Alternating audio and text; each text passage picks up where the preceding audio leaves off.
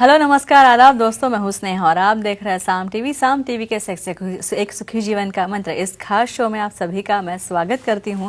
दोस्तों, जब भी हमें कोई मेडिकल इमरजेंसी आती है या फिर स्वास्थ्य से जुड़ी कोई परेशानी हमें सताती है तो हम क्या करते हैं, सबसे पहले हम ये सारी चीज़ें जाके हमारे दोस्तों के साथ या फिर परिवारजनों के साथ शेयर करते हैं, क्योंकि बहुत से लोगों को सेक्स लाइफ से जुड़ी कई तरह की दिक्कतें होती है, कई तरह की समस्याएं परेशानियां होती है, लेकिन कोई इसके बारे में खुलकर बात ही नहीं करना चाहता, कोई बोलना ही नहीं चाहता, खुलकर सामने ही नहीं आना चाहता, क्योंकि हमें इस बारे में बात करने से हम घबराते हैं, हमें हिचकिचाहट होती है। लेकिन अब शर्माने की कोई ज़रूरत नहीं है, क्योंकि डॉक्टर विजय दहीफले जो कि सेक्सोलॉजिस्ट, यूरोलॉजिस्ट, एंड्रोलॉजिस्ट है, ये आपके साथ है। और डॉक्टर दहीफले आपकी सारी सेक्स से जुड़ी समस्याओं का और सवालों का समाधान करेंगे बहुत ही वैज्ञानिक तरीके से। तो आइए शुरुआत करने से पहले जानते हैं डॉक्टर विजय दहीफले जी के बारे में। डॉक्टर विजय दहीफले ये एक जाने माने सेक्सोलॉजिस्ट, यूरोलॉजिस्ट और एंड्रोलॉजिस्ट है। डॉक्टर विजय दहीफले जी के क्लिनिक संभाजी नगर, हैदराबाद, दिल्ली में द्वारका, पुणे तथा नवी मुंबई में नेरुल, खारघर मेडिकोर हॉस्पिटल, थाने, दादर, अंधेरी, कल्याण, नासिक, नागपुर, अहमदाबाद और दुबई में भी है। डॉक्टर दहीफले जी का भारत तथा अन्य देशों में कॉन्फ्रेंसेस और सेमिनार्स के लिए हमेशा आना जाना रहता है, जिनके माध्यम से डॉक्टर विजय दहीफले सेक्स संबंधी सभी समस्याओं पर सलाह एवं मार्गदर्शन करते हैं। तो हमारे साथ मौजूद है इस शो के खास मेहमान डॉक्टर विजय दहीफले, जो कि सेक्सोलॉजिस्ट, यूरोलॉजिस्ट, एंड्रोलॉजिस्ट है। ये आपके सारे सेक्स संबंधी समस्याओं का करेंगे समाधान। तो आइए उनका स्वागत करते हैं। डॉक्टर साहब, आपका स्वागत है। नमस्ते। लेंगे कि जब अनसर्कमसाइज्ड पेनीज हो या फिर पेनीज के अलग अलग जो प्रकार है वो हम इसके पहले देख चुके हैं, तो ऐसी अनसर्कमसाइज्ड पेनीज हो तो उसमें कॉन्डम्स कैसे यूज करना चाहिए? डॉक्टर साहब, कैसे इस्तेमाल करना चाहिए? शायद आपको लगता होगा इतना बेसिक सवाल है, ऐसा कभी होता है क्या कि उसको कॉन्डम यूज करने नहीं आ रहा है? यूज करना तो छोड़ दो, कुछ लोगों ने देखा भी नहीं, उसको ओपन करने के बाद उसका सुलटा कैसा और उल्टा कैसा है वो भी पता नहीं चलता। फ्रेंड्स, आपके नॉलेज के लिए यहाँ पे हम प्रेजेंट कर रहे हैं। सिंपल टॉपिक लग रहा है, लेकिन प्रैक्टिकली जाओगे ना करने, डिफिकल्ट रहता है। एक मोस्ट इम्पॉर्टेंट बात ध्यान में रखो, कभी भी जहाँ पे ये कंडोम रहता है उसको सब तरफ हाथ मत लगाओ। पहले वॉशिंग करना है, क्योंकि जो हाथ आप लगा रहे हो वही पार्ट फीमेल पार्टनर के अंदर जा रहा है और वहाँ पे बैक्टीरियल इन्फेक्शन हो सकता है। दूसरा, अनसर्कमसाइज्ड कुछ लोगों को स्किन पीछे लेके चढ़ाना है या वैसे ही रख के करना है, वो भी पता नहीं है। बिना पीछे के आप उसको चढ़ाओगे ना तो एक्ट करते हो तो बाहर निकल आएगा, क्योंकि वो स्लाइडिंग मूवमेंट रहती। तो ऐसे केसेस में प्रॉपर क्लीनिंग करके, वॉशिंग करके, पूरा स्किन बैक लेके उसके बाद में आपको उसको रोलिंग मेथड से उसको करना है। और रोलिंग करते वक्त वहाँ पे कोई एयर ट्रैप ना हो जाए, ये बहुत इंपॉर्टेंट होता है, नहीं तो वहाँ पे उसके रप्चर होने के भी चांसेस रहते हैं। डॉक्टर साहब, कॉन्डम जो होता है, कॉन्डम के टिप पे एक निपल के जैसा पार्ट होता है, तो वो क्या है? कितनी सिंपल चीज़ है, कुछ लोगों को तो पता ही भी नहीं रहता, ऐसे ही रहता होगा, नहीं रहता है। उसका एक सिग्निफिकेंस है। सबसे इम्पोर्टेंट पहला सिग्निफिकेंस ऐसा है, जब आप उसको चढ़ा रहे हो उस वक्त उसको पिंच करना है। उसको पिंच नहीं करोगे तो जो एयर ट्रैप होती है उसके अंदर, तो आप उसको चढ़ा रहे हो और वहाँ पे बन गया फुगा उसका, तो करते हो तो आपको बर्स्ट हो गया तो काम से गया। तो उसको पिंच करके वहाँ पे यूज़ करना है। और जब इजैकुलेशन होता है तो जाएगा किधर? समझो वहाँ पे कलेक्ट होने के लिए जगह ही नहीं रही, तो बाजू से ट्रिकल होके और पीछे आ सकता है और फीमेल पार्टनर भी जा सकता है। तो सबसे इम्पोर्टेंट एयर ट्रैपिंग निकालने के लिए और जो इजैकुलेट आता है उसको समाने के लिए ये जो टिप है या निप्पल बनाया रहता है, और जो बहुत यूजफुल रहता है। कुछ लोगों को वो सामने टिप दिख रहा है इसलिए खींच के उसको पीछे लाते, ऐसा कभी नहीं करना है। इसके बाद शशि जी है नांदेड़ से, उनका कॉल लेते हैं। शशि जी, आपका सवाल पूछिए। सर, मेल कॉन्डम में कितनी देर तक सेक्स कर सकते यूज? अच्छा। यानी आपका कहना ऐसा है कि मेल कंडोम एक्ट करते हो तो कितनी देर तक यूज करना चाहिए? करेक्ट। क्यों हमें ये पूछना है? आपको लगता होगा कुछ लोगों को तो भाई 10 मिनट का ही सवाल है, उसके आगे तो जाता ही नहीं। लेकिन कुछ लोगों में ड्यूरेशन समझो 20-30 मिनट तक बढ़ गया, तो रेगुलर फ्रिक्शन करके वहाँ पे ड्राइनेस आता है। फीमेल पार्टनर का ड्राइनेस आ गया कि वहाँ पे फ्रिक्शन शुरू होता है, और फ्रिक्शन शुरू होने के बाद में उसे कट्स बैठ के माइक्रो कट्स बैठ सकते हैं, जिससे आपको जो HIV एड्स या कोई अनवांटेड प्रेगनेंसी का जो आपका बेनिफिट मिलने वाला है और नहीं मिलेगा। समझो किसी तरह से 30 मिनट्स का ड्यूरेशन करूँगा मैं, 30 मिनट के बाद आपका एक्ट क्रॉस हो रहा है तो उस वक्त आपको दूसरा निरोध चेंज करके लेना है। और दूसरा इम्पॉर्टेंट, जो ओरल सेक्स के लिए निरोध यूज़ कर रहे हो वही निरोध वजाइनल सेक्स के लिए कतई यूज़ नहीं करना है। डॉक्टर साहब, जब एक्ट के बाद हमें चरम सुख की प्राप्ति होती है, ऑर्गेज्म मिलता है, तो जब तब उस वक्त जो वीर्यपतन होता है तो वो होने के बाद निकालना कैसे है कॉन्डम? कितनी सिंपल चीज़ है, लगता होगा क्या हम बेसिक डिस्कशन कर, लेकिन वहाँ पे भी फैल जाने की वजह से इन्फेक्शन और प्रेगनेंसी रहती है।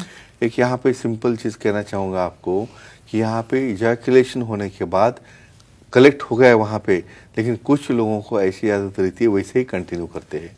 कंटिन्यू करेगा तो रिवर्स में आ जाता है। ठीक है, एनीवेज आपका अभी एंड हो गया। तो फर्स्ट एंड मोस्ट इम्पॉर्टेंट यहाँ पे फीमेल पार्टनर को उसको कतई हाथ लगाना नहीं है, क्योंकि उसके हाथ को समझो उसने पकड़ लिया और एक भी स्पर्म हाथ को लग गया तो वही हाथ से खुद के पार्ट को टच करने के बाद प्रेगनेंसी हो सकती है। तो मेल पार्ट ने उसके बेस को फुल प्रेस करके निकालना है। निकालने के बाद उसे उल्टा कभी भी नहीं निकालना है, वही डायरेक्शन में, वही दिशा में सामने होल्ड करके थोड़ा पुलिंग करके और पीछे से पुशिंग करके निकालना है, क्योंकि अंदर का सीमेंट स्पॉइल होके बहुत बार सामने के पार्टनर के पास गिर सकता है।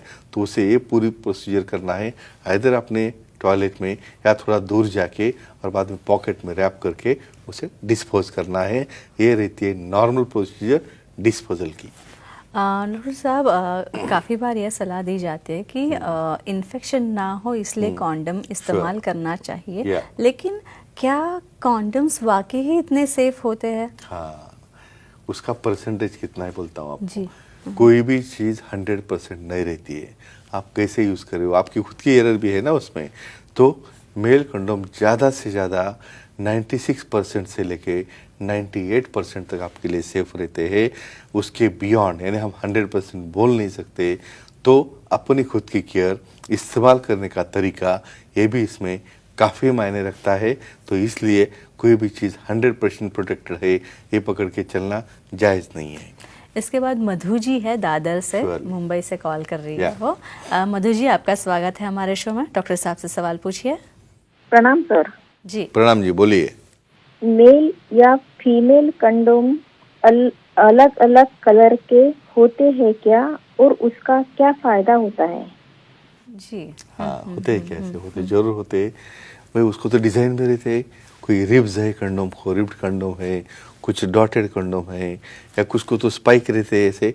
तो हर एक को अलग अलग प्लेजर चाहिए भाई, मुझे ऐसा स्मूथ नहीं चाहिए, ऐसा रफ चाहिए। तो इस तरह से उसके अलग अलग टेक्सचर भी होते हैं और कलर एक अट्रैक्शन बढ़ाने के लिए कुछ पिंक कलर्स रहते हैं, कुछ वाइट कलर्स है, इवन कुछ ब्लैक कलर्स भी रहते हैं। ये मालूम होना बहुत ज़रूरी है, क्योंकि इसका एक्साइटेड के लिए भाई विजन से या देखने से भी कुछ अट्रैक्शन आप में आना चाहिए, इसलिए बनाए रहते हैं। और बहुत बार कुछ लोगों को जो स्मेल पसंद नहीं रहता है उसकी वजह से कुछ फ्लेवर्ड कंडोम भी इसमें डाल देते हैं। जी डॉक्टर साहब, एक चीज़ फीमेल कॉन्डम के बारे में पूछनी है कि फीमेल कॉन्डम का जो शेप होता है, जो आकार होता है, वो ध्यान में रखते हुए वो कितने सुरक्षित होते हैं? हाँ, वेरी नाइस। देखो, मेल से थोड़ा कम, क्यों? क्योंकि ये थोड़ा वाइड रहते हैं, उसे इंसर्ट करना है। और गलती से अब क्या करते हैं, कुछ लोगों को एक्ट करते करते वो स्लिप आउट हो जाते हैं या उसके साइड से एंट्री हो सकती है। तो हम कहीं यहाँ पे समझो 94% से लेके 98% तक, यानी यहाँ पे आपके यूज़ के ऊपर डिपेंड करता है। यानी दोनों का डिफरेंस देखोगे आप तो मेल 98 तक जा रहा है और फीमेल कंडोम 96 तक। लेकिन अच्छी सावधानी लोगे तो उसे हम 100 तक ले जाने का प्रयास कर सकते हैं।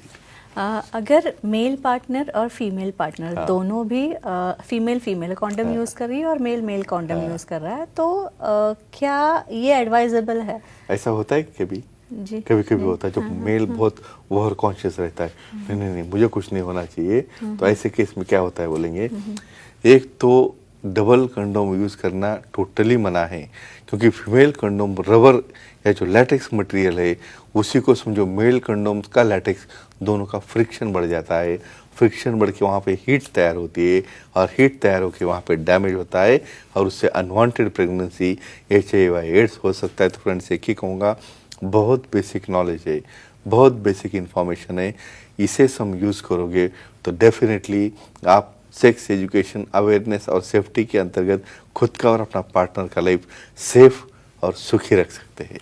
डॉक्टर साहब, और यही हमारी कोशिश होती है इस मंच के द्वारा कि हम लोगों के मन में हमारे समाज में सेक्सुअल अवेयरनेस जो है, सेफ्टी, हाइजीन क्या है, वो कितनी इम्पोर्टेंट है, कितनी महत्वपूर्ण है, ये बताएं। और ये काम जो है आप अपने इस शो के थ्रू बहुत ही अच्छी तरह से तरीके से कर रहे हैं, क्योंकि काफ़ी अच्छे फीडबैक हमारे पास दर्शकों के आते हैं और हमारे दर्शक यही कहते हैं कि हमारे इस शो के द्वारा हमें काफ़ी अच्छी जानकारी मिलती है डॉक्टर साहब से। और हाँ, काफी लोग आपसे मिलने के लिए भी इच्छुक है। तो भाई उसके लिए तो हम यही कह सकते हैं कि आपको अगर डॉक्टर साहब से मिलना है तो आप डॉक्टर साहब की अपॉइंटमेंट ले सकते हैं। डॉक्टर साहब के सारे सेंटर्स के नंबर हमने दे रखे हैं, आप स्क्रीन पे इस वक्त देख सकते हैं। ये नंबर से आप नोट डाउन कर दीजिए और डॉक्टर साहब से आप बड़ी आसानी से अपॉइंटमेंट लेके मिल सकते हैं। तथा डॉक्टर साहब के सारे सेंटर्स के नाम भी हमने दिए, आप स्क्रीन पे देख सकते हैं। अंधेरी, दादर, नवी मुंबई में नेरुल, खारघर में भी डॉक्टर साहब आपको मेडिकवर हॉस्पिटल में मिलेंगे, तथा थाने, कल्याण, पुणे, नासिक, संभाजी नगर, हैदराबाद, नागपुर, दुबई में भी आप डॉक्टर साहब से मिल सकते हैं। यहाँ पे भी डॉक्टर साहब के क्लिनिक है। जो आपको अच्छा लगे, जो सेंटर जो है आपको पास लगे, उस क्लिनिक में जाके आप डॉक्टर साहब से मिल सकते हैं। डॉक्टर साहब की वेबसाइट है sexologist.in। इस वेबसाइट पे जाएंगे तो आपको अपॉइंटमेंट का बटन दिखेगा, वो क्लिक कीजिए और डॉक्टर साहब की आसानी से अपॉइंटमेंट आप इस तरह से ले सकते हैं और बहुत ही सरल तरीके से आपने सारी सेक्स संबंधी लैंगिक समस्याओं पर आप समाधान पा सकते हैं। सारे सवालों के जवाब आपको डॉक्टर साहब के द्वारा मिल सकते हैं। तो डॉक्टर साहब, ये एपिसोड तो हमने काफ़ी अच्छी जानकारी हमने मेल कॉन्डम, फीमेल कॉन्डम्स के बारे में दी हुई, तो ये एपिसोड बहुत अच्छा हुआ। और अगले बार हम ऐसे कुछ अलग टॉपिक्स और अलग सवाल दर्शकों की डिमांड से हम लेके आने वाले हैं। तो तब तक के लिए हम दर्शकों की इजाज़त लेते हैं। ओके, तो अभी यहीं पर रुकते हैं। गुड नाइट, शब्बा खैर, शुभ रात्रि।